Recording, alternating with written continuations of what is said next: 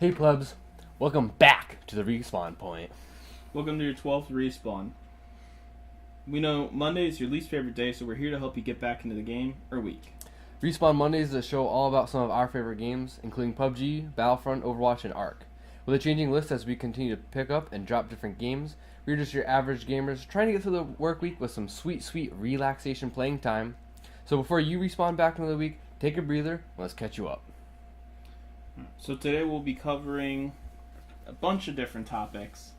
Got some wrapping up to do from the test server for PUBG to the upcoming Last Jedi season in Battlefront 2. So we're your hosts Elias Christensen and Nick Barry. How was your week been? Pretty good. So we took last week off to recuperate and get our mojo back. So we're back, and the past week was good. I'm just trying to think what we played. Lots of PUBG, lots of Battlefront. I guess that's about it. Yeah. I mean, we have played a lot of PUBG. Yeah. I would say that's 90% of the the stuff. Yeah. But how was your week? It was pretty good. Not too busy. Got some stuff done, but I mean, yesterday we did a lot of game playing.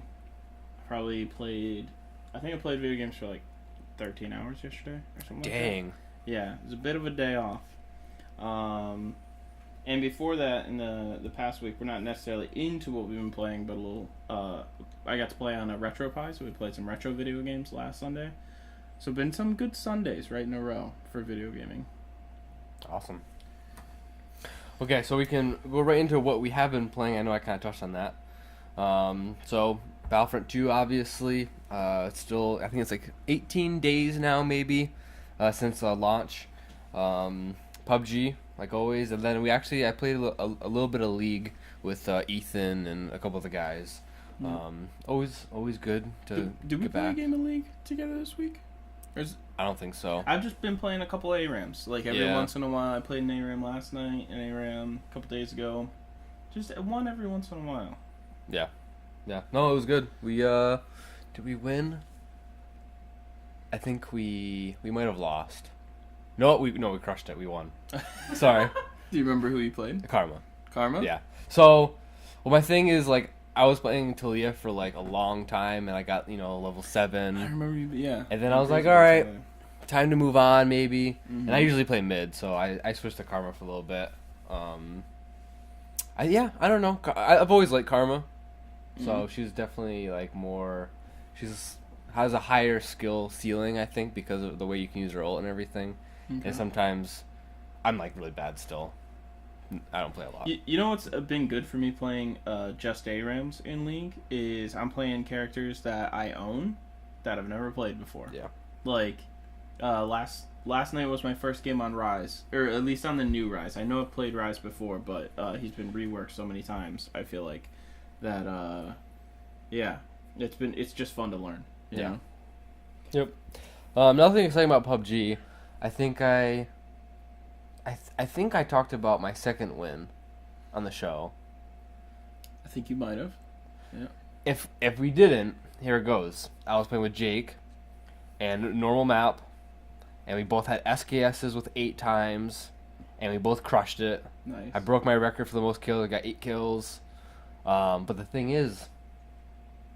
was that it was me and Jake lasted to the very end, and there was only one guy left. And I forget exactly where the final zone was, but it was like around like a gas station, I think. Okay. And so he was coming around the building, and I had thrown like 1 or 2 grenades, and I was on full auto, and for some reason, like, I accidentally held right click instead of just clicking it, so I didn't aim down sights, and I blew it. He got me, totally blew it, and then all of a sudden, the game ended. And I was like, oh my god, like, I blew it. Both me and Jake died. This sucks. Killed him with a grenade. Nice. It was like, he ran, like, literally right to where I threw it, which I thought I threw it in the building, so I thought that's where he was, but it must have landed outside, and he was right there. So it was like a buzzer beater fadeaway grenade throw. So it was, it was a really solid win, though. Definitely my best one yet. So But in recent playing, I know we played a lot last night. We were looking for action. Yeah, we just got into a lot of pretty decent Yeah. firefights. Yeah. So Yeah, grenades so useful. Like I think it's almost in League because you have a top-down view.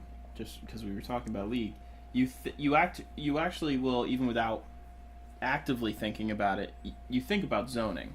Like it's part of playing, you know. But in PUBG, you don't necessarily think about that all the time. But stuff like grenades, like that'll immediately bring that into, you know. yeah, definitely. It's a whole part of the game that I've been within the last 2 weeks. I've been using grenade. I just try to make sure, like, okay, I got a grenade, use it. Yeah. Like use it whenever I can, you know. Yeah, definitely. Yep. And then Battlefront 2, I played actually a little bit before I came over here to the studio, and today they changed how you get credits. I saw this post. Yeah. Yeah, so we'll talk a little bit about this later on, but they changed it to where it's more based on how well you do, and that kind of goes along with how they changed the end of the round MVP screen. So instead of like kill streak or MVP, now it's just first through fifth place for the objective score, which I like a lot more because this way you have a different person displayed every single game, so you have a much higher chance of getting up there. And I'll talk about what I wrote later on, but it's a good way to display like whichever emote you have. It kind of utilizes that a lot more, kind of like in Overwatch. So yeah, no, I like it a lot more, but it kind of goes into how the credits are earned now. I think the difference even between like first and second place is like probably like 100 credits even. Oh wow. So it really depends on how much. I think it's between how much score you get and like what you place.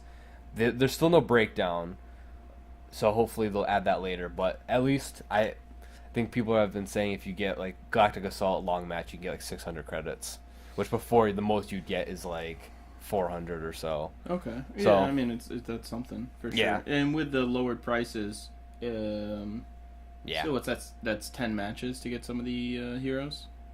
If you were playing at that high level.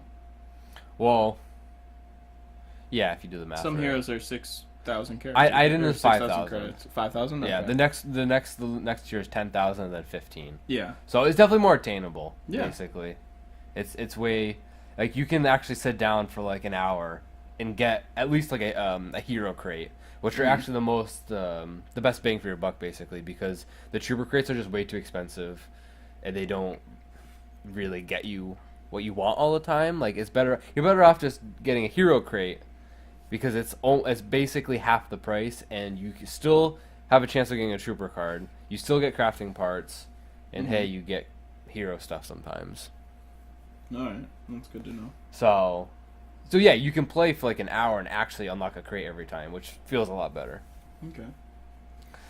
Yeah, we'll get into that more too, because Yeah. we had daily crates and stuff like that. Yeah, to talk about. Yep. Yep. So, but yeah, that was it for me. All right, yeah. I played a lot of PUBG, so much so that I was up Thursday night into Friday, so December 1st on Friday when they reset the leaderboards, and my first game of the new leaderboards was a win. Solo win. Yeah, it was a solo win, and that was actually my first solo win. I had duo and squad wins before, but this was my first solo win, and I should have stopped there and just seen where it ranked me. I didn't even think to look at the rankings, so like I was just like, oh, so I was just so excited and disappointed at the same time. I was like, I got my first solo win, and I didn't stream it, and I didn't record it. Like, what an idiot! Because if I had stopped there at 100% win, like, for the seat, I could have just never played a solo game again. Like, but I played a couple more games, got at least one more second, a couple thirds. It was a pretty solid night. Yeah, and so after those first 5 games or whatever, I checked my solo ranking, and I was ranked. And obviously, yeah, no one is awake playing in North America, because it's on the North America leaderboard. It's like 3 or 4 in the morning, and I was ranked 244 on the NA solo FPP leaderboards, which was, that was pretty fun. I was happy about that. For because sure. you got like 4 kills too.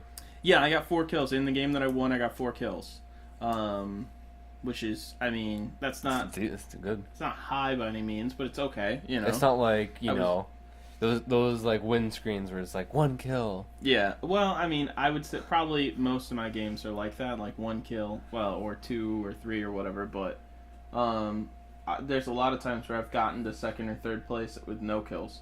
Yeah, because I'm just a sneaky little boy. Like, that's just what that's what I'm good at. Like, go start it somewhere small, get enough that you have a rifle, maybe you have a nice secondary, but if not, don't worry about it. Like, go with a crossbow.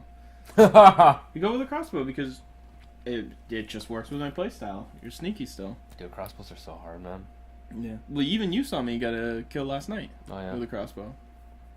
It's got real, like, most of my crossbow kills are like flailing, like just swinging to the side. Thinking, well, because one of the games last night, I was going straight crossbow and shotgun, and I had it 4 times on my crossbow, and see, that's not a good idea. It was like, I don't know, like we spotted a couple guys at the yellow house. Go for it. And he was outside, and I'm like, Ethan, just wait until I get there. I got a crossbow. Let me take a shot. Mm-hmm. He saw me like as soon as I came up the hill, unfortunately, but I got my shot off. Mm-hmm. And like, I don't know, he was probably because he was too far away. I should have compensated a little bit higher. Mm-hmm. So maybe it like either didn't hit him, or maybe it hit like his legs. Yeah. Because he didn't get knocked or anything. And then I was able to reload and shoot him again, and still nothing. And then I died. Oh well. So crossbows are hard. Crossbows are hard at distances. You should, yeah. Like so I tested it at one point to shoot, and it was like, yeah, huge arc. Yeah, well, that's the thing is the dot. I think the main dot is only 50 meters instead of 100 meters. No, it's 25. Is it 25? Yeah, this is what I was saying. Yeah, it's 25. So the main dot is 25. Just below it is 50. Yeah. And then a little bit farther below that's 100. The drop off is extreme. Yeah. So they really are close quarters combat. I would love to get like good at it though, and just be like shooting the air and like. Yeah. Just like that could be. This is why we need test maps. Yeah. Like they've actually. You know, where you could host your own server and have. I think I was reading an interview. One of the guys at Bluehole or whatever was saying how originally their thought was that like this is Battle Royale. This is like real life. You can't just practice. Mm-hmm. But he also said, that a lot of people have been asking for it, so I think they're looking into something like that. I think if it's going to be a competitive game, that's what you should have. Like, kind of, yeah. You need it. I think, target practice ranges are real. They could easily make it so you can go into, like, basically, like, shooting range and practice. It's not the same thing as real life Battle Royale, like DayZ, where you were just a survivor. Right. Or an arc where you just wake up on an island. It's not like that. You're flying in on a plane. Like, you all have submitted to a contest. Yeah, that's true. you sort of bought the plane ticket, right? Like, so, yeah, we've been playing a lot of PUBG. Had a lot of good games. Last night, we got into so many good firefights. There was one, it was down by the gas station on by the West Bridge out of military base. There must have been 3 or 4 squads there. Just so many. I'd say a quarter of the people in the map. I didn't want at this gas station. I don't know if Ethan's watching, but I don't want to take this away from him last night because I think he's watching. Okay, he got regardless. he got a headshot with the SKS or the car. Mm-hmm. I had the car before I died. Mm-hmm. I got 3 headshots during that long fight. Wow. Granted, they were all standing still. Yeah. Because a moving target I can't hit for crap. But because there was just so many guys, it was like boom, boom, boom. And then, but if they were moving, I couldn't hit them. Nice. But yeah, no, that fight lasted like so long. It was just, there were so many people. Yeah, I don't think I've ever been in a fight that lasted that long in PUBG. It was like... Well, because like... 10 minutes almost. It was almost like none of them were really shooting at us. They were all infighting. Yeah. Yeah, I think we might have been the last group that they noticed, but it was... I think, because I think we had the advantage because the zone was like behind us, so everyone's moving towards us. Yeah. But yeah, no, that was fun. Yeah, that was a really good match. Yeah. Other than that, I've been playing Borderlands 2. Probably just about once a week I've been playing with Cooper. We played yesterday. I couldn't believe it. We played for 5 hours. And I told Cooper, he was like, "What?" Like, which, I mean, it's a fun game. You just get wrapped into it. When's Borderlands 3 coming out? Well, I mean, they had the pre-sequel. You're expecting a third? Oh yeah. Okay. No, Well, I wasn't sure if they'd go with different been naming. teasing a third for like ever now. I think it's just from being in the. It was in the thing for a while. Don't worry, it's clean on the inside. No, I was just. Yeah, no, they're definitely coming out with a third. I mean, the pre-sequel was good. It was a little bit shorter. I beat it in one day. I played for like. Wow. I was beat it in one day. I was at your old apartment. Remember? You beat the pre-sequel that day? Oh wow! See, I thought you guys were just playing 2 and 1. No. Okay. So I literally played that from start to finish, and like I don't know, I played nonstop. The only break I had was for pee. Yeah. Was to use the bathroom, and I played. I forget how long. It was at least 12 hours, like straight. Nice. Yeah. Yeah. So I beat it though. Yeah, we've been having a lot of fun with it. I think I'm definitely going to play the pre-sequel after we finish this. And okay, the thing about the pre-sequel is that it's still really fun, but it's definitely more like story-driven than Borderlands 2, I feel. Borderlands 2, there's so many side quests. There's so many side quests, where this one's obviously still does, but like... I don't know, maybe it's because I just went straight through the main quest, but it definitely felt more like... Which was fine. I felt like... And the story was actually really good. Because it's obviously before the second one, and you get to play as Handsome Jack. I see. Before the mask and everything. So it was actually really cool. It's a cool story. We, yeah, it's funny, like last night we were... There's a point where you have to get a different vehicle because you have to get into this place where they have Roland and... Yep. So you got to go to a different vehicle. We went and did that, and then there was a side quest there that I saw. The guy wanted us to go get some volleyballs from this like bandit place, and I thought it was going to be one of the smaller bandit outposts in the desert. That I was like, come on, let's go do this, Cooper. It's going to take like a couple minutes to go kill these guys. It was a long. I mean, I think we were there for half an hour killing all these people. Like, it just... and Cooper was getting frustrated because at one point we both died. Oh. And Cooper's like, I just wanted to play the main story. Like, yeah. I think if you go straight for the main story, you can beat it. I don't know how long it takes, but I know me and Connor did that. It was actually a long time ago. It was on the PlayStation. Because I bought the Handsome Collection. Okay. So it came with the original game and the pre-sequel and all the DLC. So I had Borderlands 1, and I don't know like what version of that I had. But then I bought Borderlands 2 Game of the Year edition, I think, which didn't come with all the DLC. That's weird. Somehow. Like there's some graphical things like customization things that aren't included.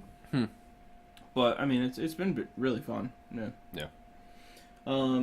Yeah, so other than that, man, we're still talking about what I played. A week ago, I got to go over to somebody's house. They've been working on a Retro Pi, a Raspberry Pi with like a custom firmware on it, where he has it hooked up to his TV, and you can play games from NES, SNES, N64, PlayStation. I don't know if they have a PlayStation 2 emulator on there working well. And obviously, like, I'm not going to get into like legalities of it. He owned the games that we were playing in the past. Like he bought them like in his childhood. So we played all the way through Teenage Mutant Ninja Turtles 4: Turtles in Time, which was pretty funny, and some of the bosses were actually legitimately hard. It was nice to have a continue button. We played a little bit of Super Smash Brothers, although like the controls were a little wonky. We were playing Super Smash Brothers from the SNES. I was using an N64 controller, and it was a little hard. I said I lost pretty handily to him, and I was like, yeah, we're gonna need a rematch on the Wii U upstairs because I know I can crush at that.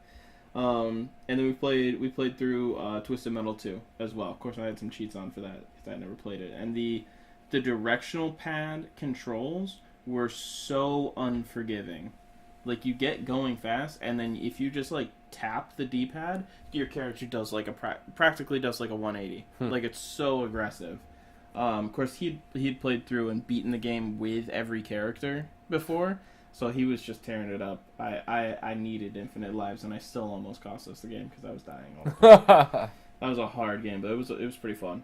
So yeah, I had a lot of fun with that. Been playing a lot of different games, trying to get some variety in there. Yeah, definitely. Okay, all right. We'll talk about the discussion, which is basically more news around the community and the gaming world. Basically, we'll talk about some Battlefront 2 and PUBG stuff real quick. I wanted to bring out that so we talked about the Battlefront 2 credit change. I actually went on Twitter, and so I think Matt Everett, which is the community manager for Battlefront 2, he went out. He responded to someone on Twitter, and I asked him like a follow-up question. I asked, or no, actually, I told him this. I said there should still be a more clear explanation how the credits were earned. Battlefront 1 did that very well, talking about how you earn credits in Battlefront 2 after every match, and how it doesn't really tell you, where you get the credits from. Like in the previous game, it kind of broke down exactly how you got the credits. In this game, you get like 1,000 credits from leveling up, I believe, but it doesn't really tell you that. It displays it now, but doesn't tell you like, oh hey, you leveled up, so you get 1,000 credits. And so he responded to that, and he says that this is and will be addressed, but it takes a bit of time to make it all work properly. Which, I mean, I can understand, because obviously there's some type of development behind it. And I was even thinking, like, there's probably a pretty good reason why they don't just implement the same system from Battlefront 1 for this. Like, the whole, like, scoring system and objective score is completely different in this game. And they probably didn't design the credit system around that, so if they just took that, it either would maybe be too low for not good players, or maybe too high for really good players. So obviously there's probably a reason why they don't copy the system. But we see, like we talked about, a good a change in the right direction. And so if they, in a future update, kind of break down how we get the credits, that'll be even better. So I just wanted to bring that out. I noticed in the post when I read it that they said like there's a high bonus for coming in first. Yeah. So that initially threw me off, because I was like, well, okay, is it still we just get, because you're still going to get credits just for playing a match, which puts time over skill. Coming in first is nice, yeah, but that's one out of, I mean, how many people? 40 people, or 2 out of 40 people if you were going by teams. So I thought that was a little extreme, and still didn't like put linear, like if you just told us you get a point for killing someone, you get a credit for like, okay, I can work with that, but like he said, that'll be fleshed out in the future, so that makes some more sense to me. I'm more ready to wait for that explanation. Yeah, I do hope they do a solid breakdown of how you get the credits. Like you said, like if you get a credit for every kill, maybe if you get every time spent on point. Yeah, whatever your objective score, obviously the game knows, like, okay, I think, from the hour, roughly an hour I played of the new credit system, I actually do really enjoy it, because I've only played Strike, because that's my favorite game mode this evening, but between the credit change and also the change to the end of round preview of the players, you like really want to get in those top places now, which like I think is a good thing, because now like it really pushes you to try to get a high objective score to get that top place, and the best way to get objective score is to do the objective of the game mode. So I honestly I think it's a good thing for the health of the game, of especially certain game modes where the objective is important, especially Galactic Assault.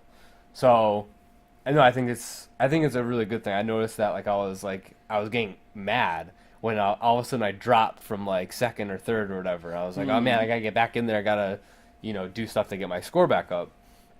Yeah. So that's nice too, because then you have the chance to be on top by playing the point, playing the game, not necessarily because you're the best fragger on the team. Like especially certain Galactic Assault maps.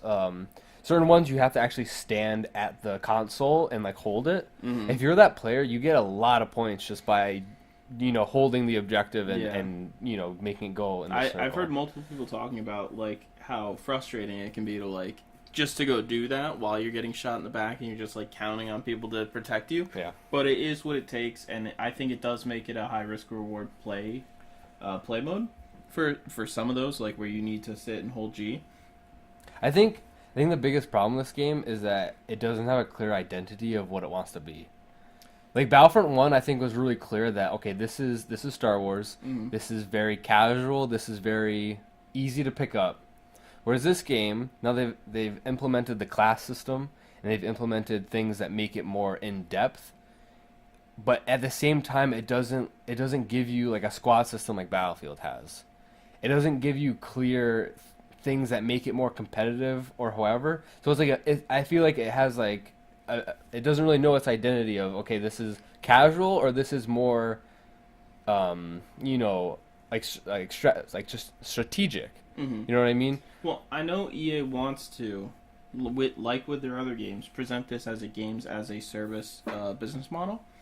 So, do you think that as time goes on, there's more potential for us to be getting, different game modes each month where maybe you could queue in a 4-man other than heroes versus villains? Like maybe I hope so. like a demolition type game mode, like if you think of like Call of Duty and stuff like that, where I think they really should, if they want to go ahead, because obviously, because of all the backlash, they have to be changing something for the goal of this game. I would imagine. But if they still go for a live service, I definitely think they need to have some type of competitive mode to drive the game. Honestly, after playing Heroes vs. Villains, I don't know if that's it because it's definitely more of like a fun mode. yeah, You could make it competitive, but I think it would have to be a different mode with Heroes versus Villains. I think Heroes vs. Villains is like it is a fun mode. It's like get to play your favorite character mode as much as you want. You don't have to earn up the credits or whatever. And it's sort of it's just like a nostalgia game almost. Like Yeah, honestly, like if they wanted to make a mode with all heroes competitive, they should do what Overwatch does. They should make it where it's all heroes and villains, but you like push a payload or something, or you capture a point. yeah, Because because the way it is now is basically still like a team deathmatch almost, where obviously you have a selected person that is a target, but I don't think that's competitive or fun enough to watch for it to be that mode. Like, but if it was something, say like you were doing like a strike with all heroes, obviously less people, I think that would be a more competitive mode than just the way it is now. It's Yeah. definitely fun. they could even come up with a custom objective. Oh yeah, no, definitely. It wouldn't have to be. They wouldn't have to change every time you play it. They could come up. I mean, it might take longer to make, but if you think about other game modes where, other games where, like in Overwatch, you have payloads, you have captured points, you have what's their third game mode? Delivery. That's like payload. That's what I'm thinking. Okay. There's three, right?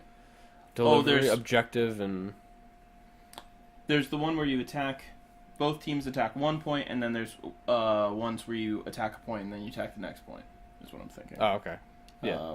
But so you wouldn't need to have all that. You would just need to come up with one game mode where maybe it's point control. I could see that working, or I could definitely see. like a capture the flag type game mode. That could be fun. Oh yeah, they don't have that. I'm obviously capture the flag is a great way to have a competitive type mode. Yep. But if they wanted to do something that would implement the class system, like you were saying, I think a 4v4 like trooper game mode would actually be, I think, the way to go, because you could do different like team compositions where maybe you have one of each, or you have two heavies and like an assault and a specialist or whatever. Like people can mix and match and try to find the best I could see 5 strategy. or 6v6, 5v5 or 6v6, because then you still have room for.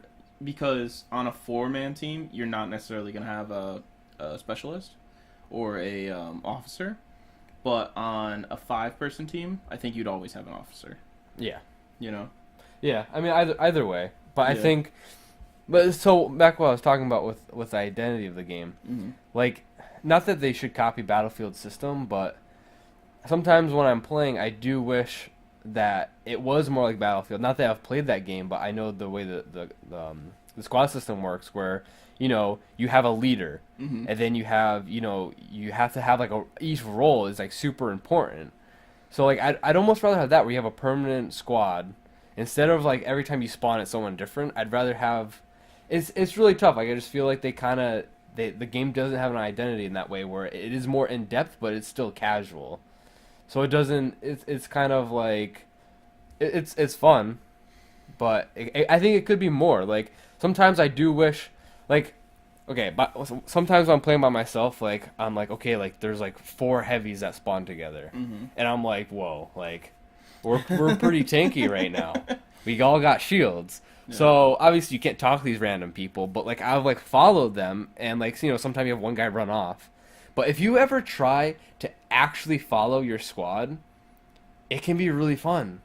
Like If you actually work together. yeah, that's like actually trying to work together in this game is actually really rewarding. But the game doesn't do a good job to keep you doing that. They have like the the meter where you get ×2 points, but you don't have to be together anymore. Do you think there'd be so I don't know. Is there a way to like ping in like League, like tell people like, No. oh, let's go here or anything? There's nothing. See, even something like that would be immensely helpful. What I don't understand is that they have a chat system in the game for parties, but that's it. We've talked about this. It gets cancerous if you open it up to everybody sometimes. Sometimes, but I mean, people can have the choice to mute themselves or mute everyone out. Yeah. I think because it definitely can, but yeah. I don't know. That's what I mean though. Like the game could be a lot more, but it's kind of like which. It's hard to. I think it is hard to make it like a super competitive or super Battlefield like game when you have a lot of kids playing because it's Star Wars or just people who want to sit down and play. But I don't know. I think some of this will come down to we know EA wants this to last a lot longer, and we know they're already losing money on it. So or at least in stock, you could look at it as losing money on this game. I think that these changes may come to fruition, and over time they'll come out with different game modes and stuff like that. But that's as long as EA doesn't jump ship and just say sorry guys, we're done with the game. The thing I hate the most is when people say like, oh, I spent $60 on this game, I should be able to get everything. It's like people just don't like. I don't think that people understand like, yes, you're paying $60 for the game, but everything after that is added. I can understand for the first game because there's no content. This game, for the base game, microtransactions are turned off right now, so that's not even a question right now. For the base game, it is worth the $60, and it's going to go down in price for the holidays. Yeah. So, is it worth it? Yes, there's a lot of content, and it's really fun. Everything that's added to it, you shouldn't get for... People expect, like, I bought the game, I should be able to get all that stuff. It's like, no, like... I think people were mad that they know that the Last Jedi content is already made. It was made before the game launched, so they thought it should be included. I'm not saying that necessarily. I think the base game is worth $60. Well, the Last Jedi is included. It's the same way Jakku... It was included for pre-order. Or is it included if you buy the... It's free. It's free. Oh, okay. Well, all DLC is free. All DLC is free, but if you look at Battlefront 1, the Jakku... the Force Awakens season with Jakku, that was free. That wasn't paid. That was... they wanted to have it come out for the movie, and it'd be a map, and that was free for everyone. So that was kind of part of the main game. It just came a little bit later. But I'm totally for a live service game if they can do it right. But EA is brain dead when it comes to all their games. They're trying to make live services with microtransactions and all this stuff. Like, I'm totally for that. I mean, I like Overwatch. I like League. I like even a game like PUBG, which has crates in it. Totally for it if it makes the game last a long time because I like it. But EA is just so dumb, they can't make it work. They have to make it pay to win or whatever with these stupid crates and gear and like literally all they had. Okay, I understand it's Star Wars, but literally all you had to do was take the cosmetics within Star Wars and put that into a crate system and sell it. Yeah. People would buy it. Easy. League makes tons of money still. They could even... this other thing. I was tempted this week to buy skins on League. 7 years after this game came out, and I own a ton of skins. I don't even play the game, and my mind said, I should buy that skin. Yeah. Like, it's not hard to make money off of cosmetics. I mean, that's the other thing. Okay, maybe a crate system, people don't like that ever. Yeah. Okay. Well, you know what they could do? It's not ever. It's because people paid for the game. Like, Yeah. Microtransactions are completely 100% tolerated in free-to-play games. Or if they're cosmetic. Or if they're cosmetic. Like when Elder Scrolls Online went free-to-play, you still have to buy it, but you don't have to pay a monthly subscription for a massive MMO that is worth a monthly subscription. Like they're still putting out updates to it all the time. And they're not even pay to win. They're like just slight edges to help you level up a little bit faster. Is most of the stuff you can buy in the Crown Store for that, and it's 100% tolerated because now it's free to play. Like, and even if you do, they have an option where you can pay for a subscription. You can still pay a monthly subscription if you want, and you just get in-game currency to go to the Crown Store. There you go. That's totally worth it. I want all those cosmetics they sell there. You know. I mean, so that's the other thing. Okay, maybe they don't go loot crate system. Yeah. Because people maybe can be 50-50 on it. What they could have done was sell packs. Okay? You have a pack for cosmetics. Mm-hmm. Or even like an XP or credit boost. XP boost, yeah. Like, I mean, that could be people are fine that with could be stuff. considered pay to win, but not. I don't think people would be batting an eye towards it. You basically have what they could have done was, instead of doing a lot of crap, they could have put more resources towards actually making hero skins for launch. Or what you do is maybe if they weren't ready, you say come January when the holiday season is over, we want to make sure we can make more money. You release them in January. Guys, we have so many hero skins. You can buy Hoth Luke for $1.99. Or maybe it's a pack of all the Luke skins for $4.99. People would buy it. Yeah. Guaranteed people would buy it. You could make it even more. You could say, here's all the hero skins for $20. And how much better would it be for a multi-billion-dollar company to set up to make money over time rather than make all their money at launch? Yeah. Like, just the fact that they had to turn off loot crates, microtransactions, because of the backlash, it's prevented them. Never mind, I don't think people were going to buy them anyway because they're things you can earn and you could earn them in game, even though they were very prohibitive. You know. I mean, there's a lot of talk about loot crates being gambling or people being addicted to it. So I'm not gonna I don't want to really go into that part of it, but well, I don't. Besides, okay, they maybe are and they are. Well, no, I'm not saying they're not. Yeah, but say for beside the people besides them, mm-hmm. Why would you want to buy the loot crates in Battlefront 2? Yeah. Like I've bought in skins for League. Mm-hmm. Actually Overwatch I haven't. But I bought loot crates in Overwatch. I'm not against buying loot crates or boxes or whatever. But when it's just star cards, which is based on progression, yeah. I don't know if it's just me, but when the whole point of playing these games sometimes is to progress. When you're buying your way to the top, it's not satisfying for you. There's no sense of pride and accomplishment or whatever the EA comment was. It doesn't feel good. I bought tons of crates and I opened them. We've talked about this. It's not fun opening those crates in Battlefront. There's no point to it. It's not like, dang, I just got freaking, Darth Vader with no helmet on. Yeah, if you... or freaking from Rebels, the Darth Vader with it half off. Mm. That could easily be a skin, and it would make money. Yeah.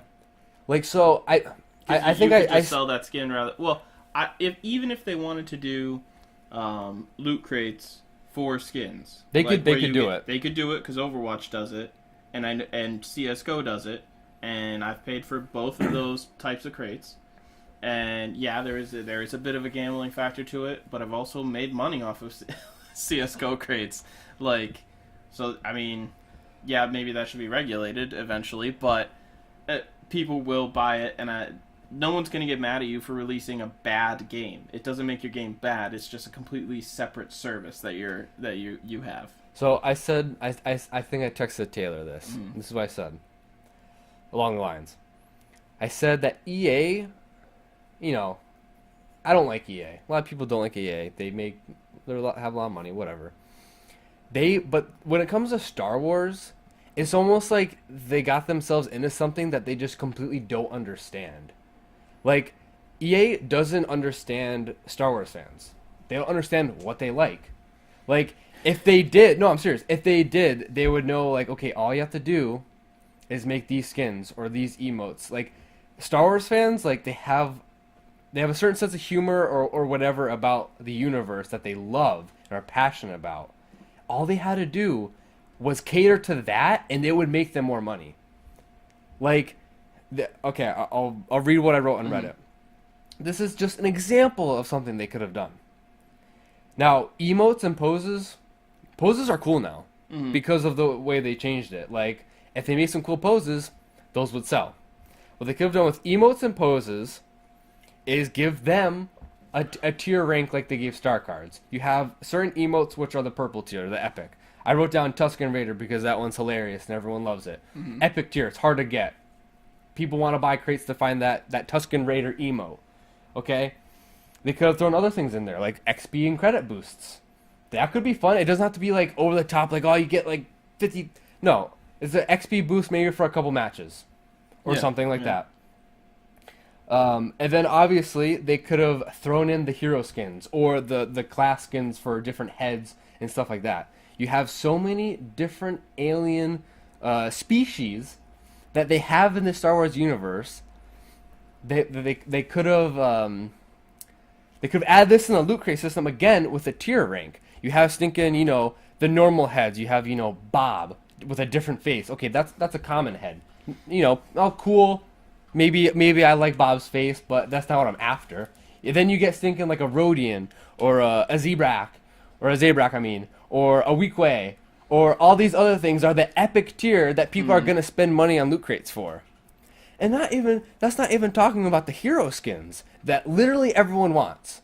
You have so many different that are canon. Like, okay, maybe it doesn't make sense for Darth Vader to be running around without a helmet on because he would die.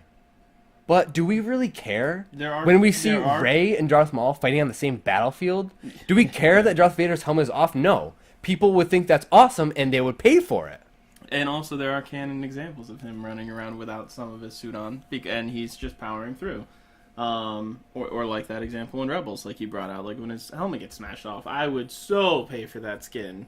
Like, whether it's in a loot crate system, which could make more money because people are going to try to gamble for what they want, or whether they just make it a flat rate. Either way, it makes them money. It just doesn't need to involve any gameplay elements. No. Yeah. So now they're in deep water with not making any extra money because they had to turn them off. Yep. And now they're backtracking to try to fix the game which they broke. What else did I say? Oh, okay. I talked about the class system. So they could have made it because everyone doesn't like how the classes, the rank is based on star cards you have. Like, what is that? This RNG system determines how high my class is, which by the way doesn't really do anything.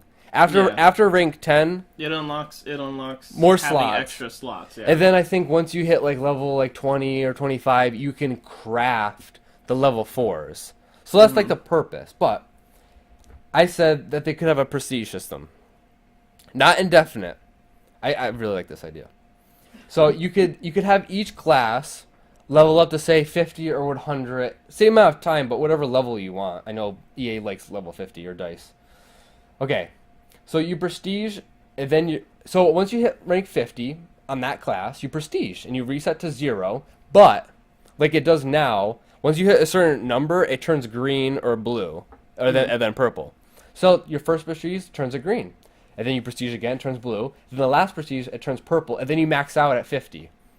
And then, that's it. There could be a really cool reward for hitting level 50, whether it's a skin, emote, whatever. That's only unlockable by hitting the max rank. This would not only take a decent amount of time, but then every time you saw this guy who was like level 50 on the purple, you're like, oh my god, he plays this class a lot. And he's like a master assault or whatever. What else? Yeah, that was the gist of my idea. But like that's a simple system, and then of course maybe after you prestige one time you unlock these star cards, or maybe once you hit your first prestige, the green, then that unlocks the green versions of all the star cards. I don't know. Like, I feel like there's so many better ideas. Maybe mine's not perfect, but the way they have it now is like the max rank, depending on the class, is like 67 or something. But it doesn't mean anything.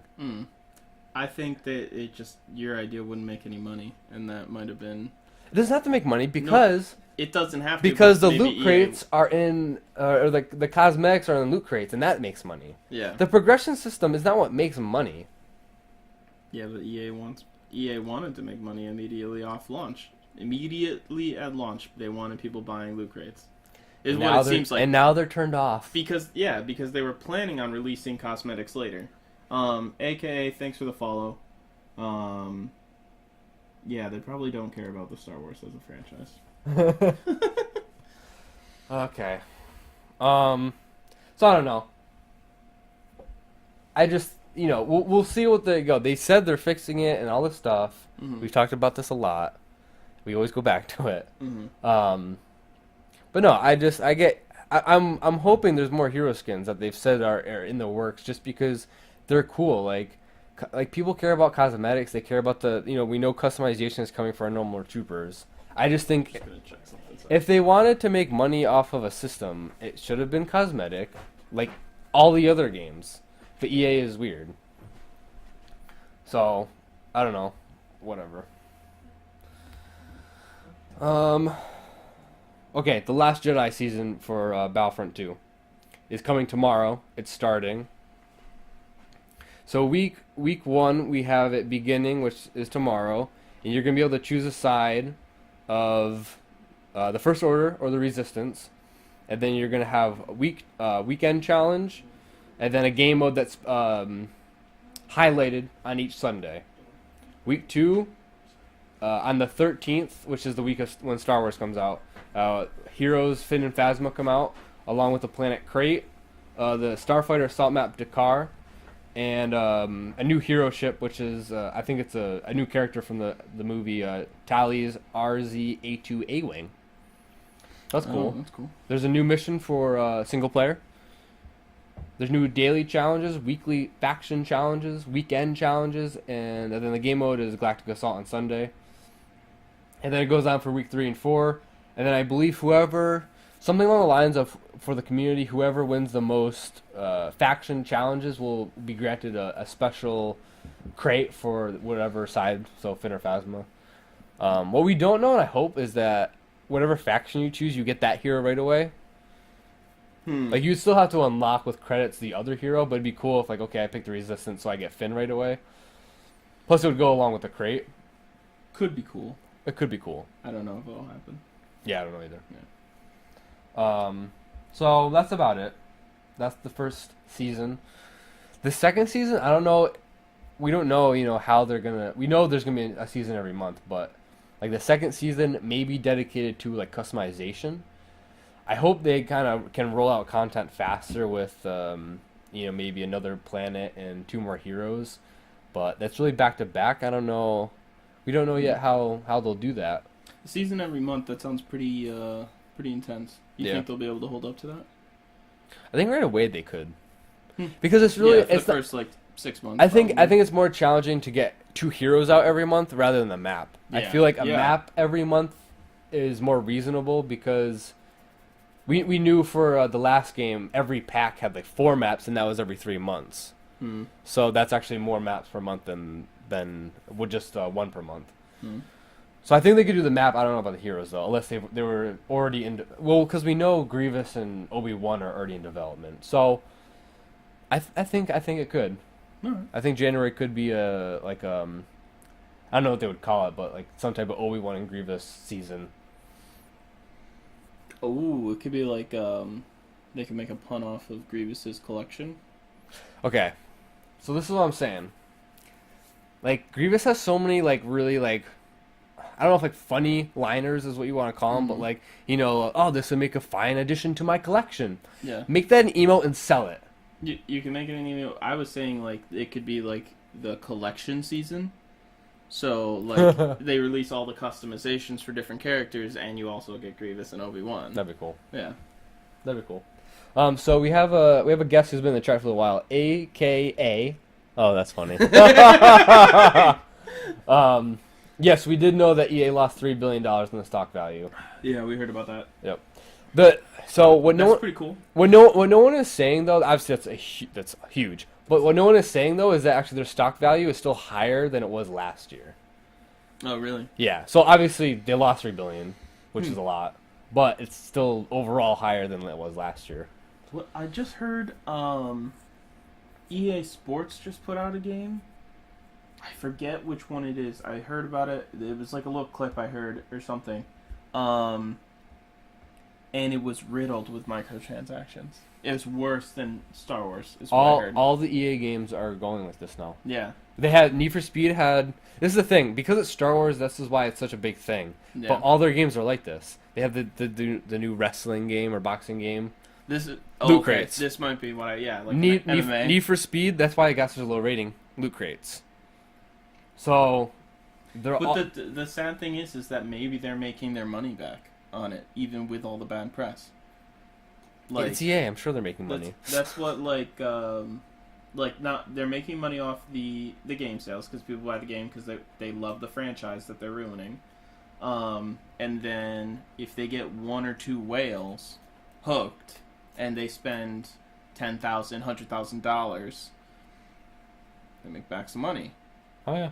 I mean, because that's what Clash of Clans and games like that have counted on for, what, a decade now? Angry Birds, Candy Crush, stuff like that? Those are free-to-play games, though. Yeah, they're free-to-play games, but they make millions of dollars in microtransactions. Yeah. Yeah. Exactly.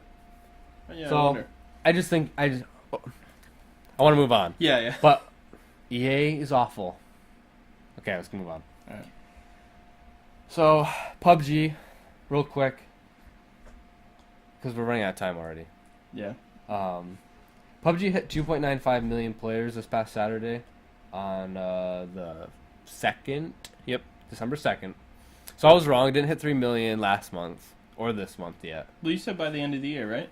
Well, I made two predictions. I said it would hit 3 million by the end of the month, and then I said 3.75 by the end of the year. Oh, okay, yeah. So I think I'm gonna be wrong. I'm gonna stick to it. Obviously, I think I'm gonna be wrong though. I think I had 3.5 by the I think you're gonna be right. 3.5 with the new map. I think it'll with the new map. Yeah. So and potential. Yep. We've been promised full release, so yeah. Yep.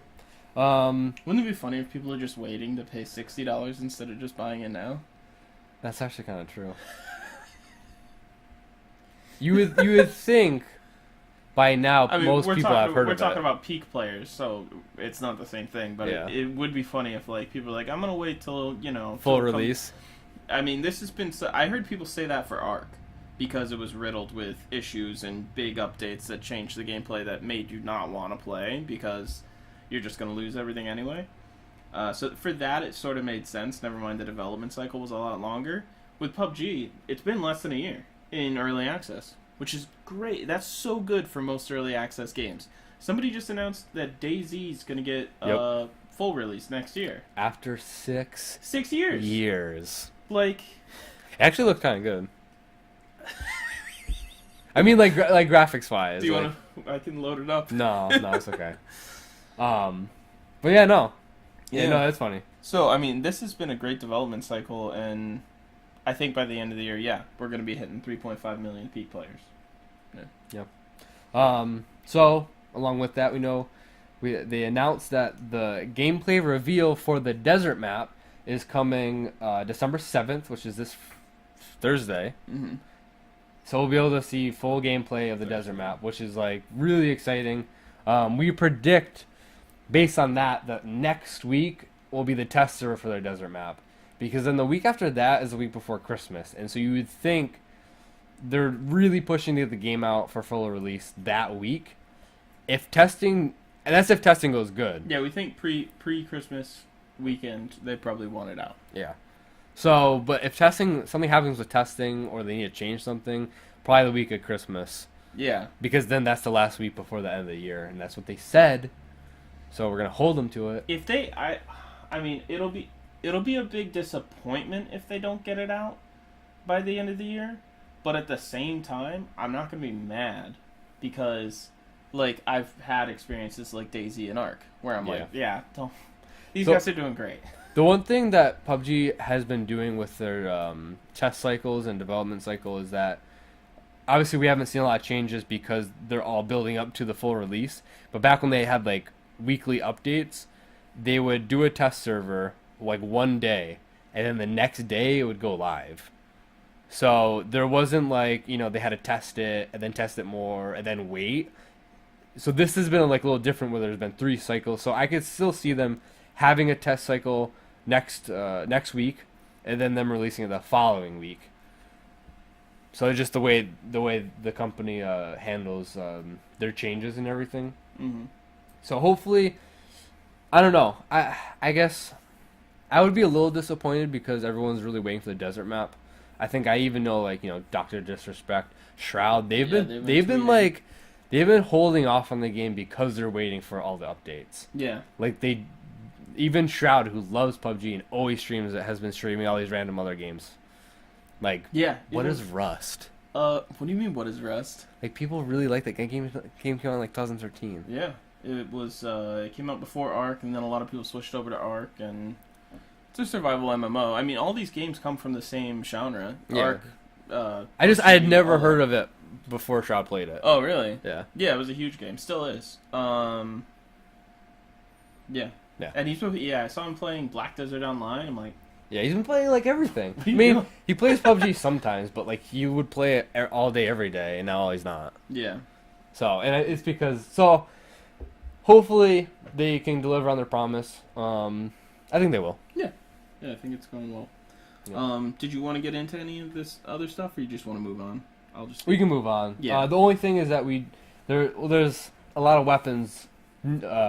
exclusive weapons for the desert map that are data mined. The one official one we know is that they post on Twitter is a double barrel sawed off shotgun. Double barrel side by side, which is because our current double barrel shotgun is over under. Yep. And so I don't know. I mean, obviously it's going to play differently because it's sawed off. Some people were speculating that maybe it's like for the pistol slot. Ooh. So it's like a secondary, not a primary weapon. I would wonder if on the bike. Yeah. If you're riding in the second seat, you can pull out an ump. You can pull out like smaller weapons, oh, really? But you can't pull out a long arm. No. So I bet you could probably pull this out even if it was in a primary or secondary slot. You could pull it out. I mean, I could see it going either way. I think it'd be because there hasn't been a new pistol since I don't even know. The Glock was the Glock. I think the Glock was the added one. Yeah, we could stand to see a couple more pistols, like. But it'd be different. It'd be like a shotgun secondary. So obviously, the thing is, if they start introducing more pistols, they may have to introduce more ammo types, and they don't plan on introducing any more ammo types. Yeah, no. I don't know. Like, you wouldn't want it to be underpowered, so I don't know if it would be a secondary, unless it's weaker, but you hold 2 at once. Like, they're sitting on the ground together. I'm waiting for dual wielding stuff. Like, that would be so sweet. Like, if you get 2 umps, like, cause that's a common thing. Is you find 2 micro Uzis or 2 umps. Even like or the way he runs with it is like one-handed. Like yeah. So like, let's get double wielding umps, or maybe not umps because they're a lot more accurate. But double wield micro Uzis. Let's go. Yeah, and obviously the trade-off in any game when you dual wield is you can't aim down sights. Yeah. Yep. So, yeah, that's it for. There's a bunch of stuff data mined. I think we kind of talked about some of it. Yeah.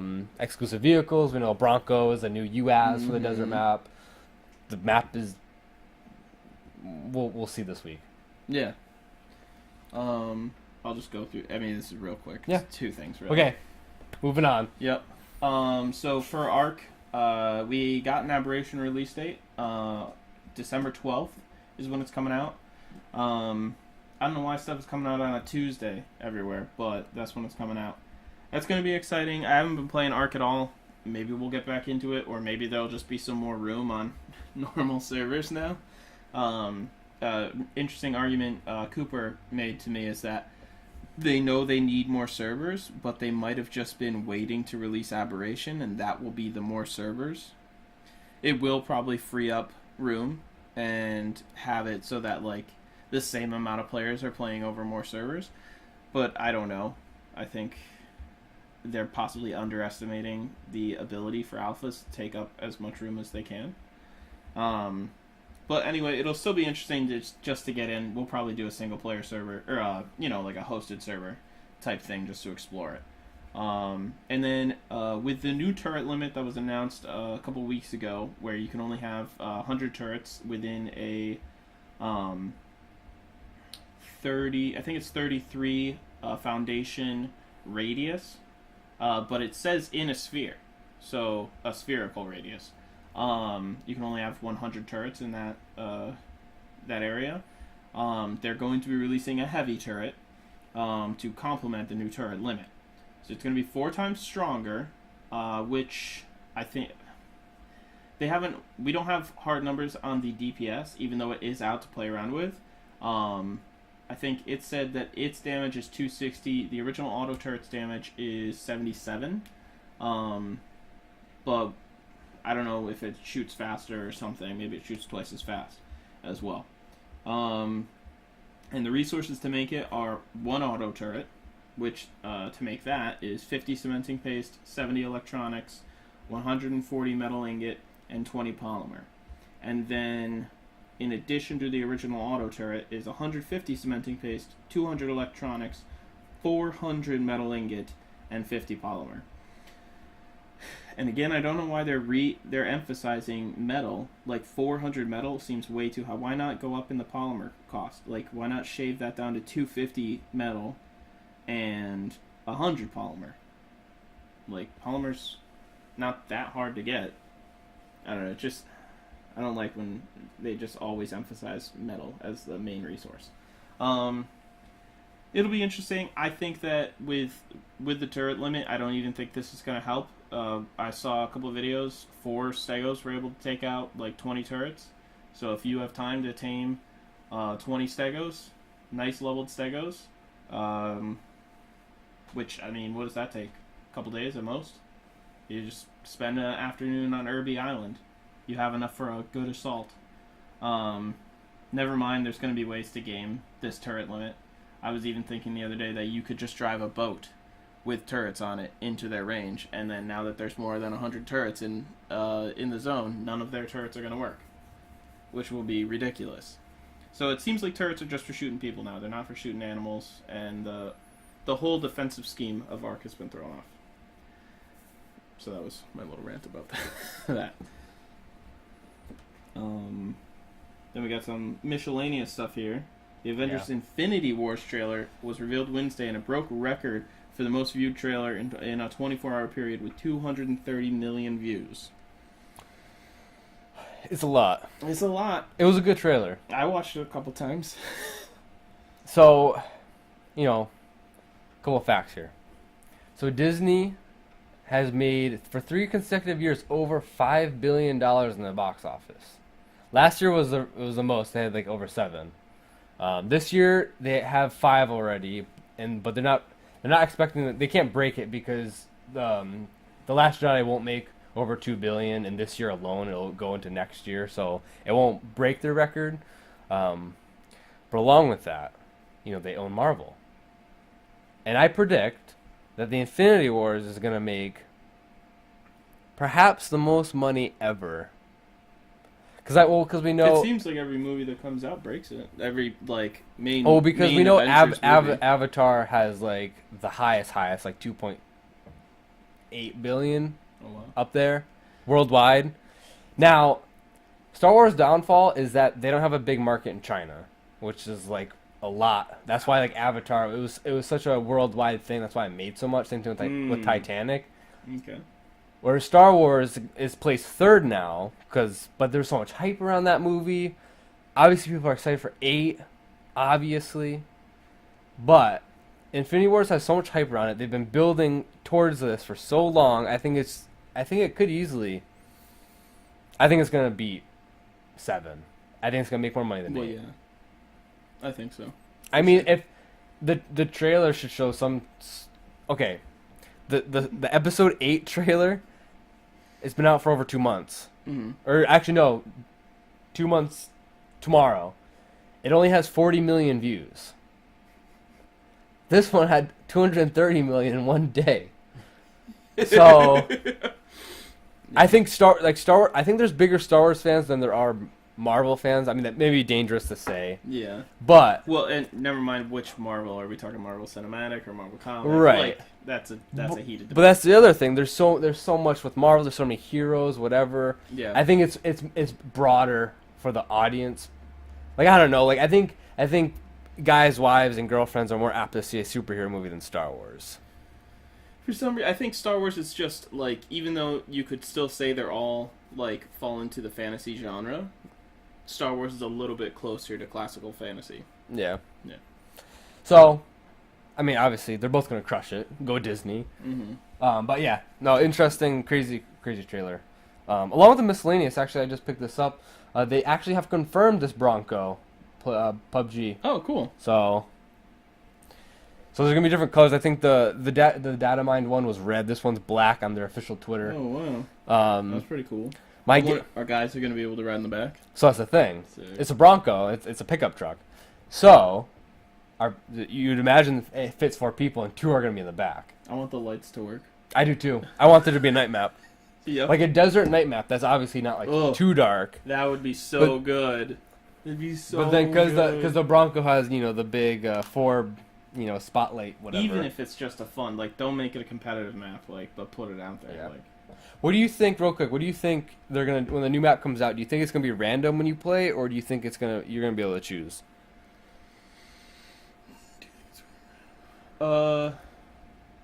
Random. You think like full release? I think they could make an arcade mode. This is what I'm wondering. I know that there's custom maps you can go to, but I haven't played around with that a lot. Mm-hmm. Or custom matches or whatever. Like with CSGO, there's custom maps where people make maps all the time. Now, obviously, that's going to be a lot harder for PUBG because of the game style. But I think that making a full map would be a little crazy. But making a small map that you can go into, you can do some shooting. Like a shooting range you had talked about, or a place where you get to play around with weather dynamics or whatever. I could see custom maps on the workshop more available. So that'll typically be how it is. Like, you'll go into custom matches and find a server that you can go to and play around. I don't know if the main menu is set up for self-hosted. Like, it's not easy. But so for the new map though, so there's gonna be 2 maps. Oh, like choosing between desert, yeah. choosing between. Do you think like it'll be like it is now, but it'll just randomly, kind of like the weather, it'll randomly choose one or the other? I think you should be able to choose between the maps. If they go ahead and make it random, what they need to do is make the desert map come up 100% of the time for at least the first few weeks, because everyone wants to play. No one's gonna want to play Erangel. Yeah.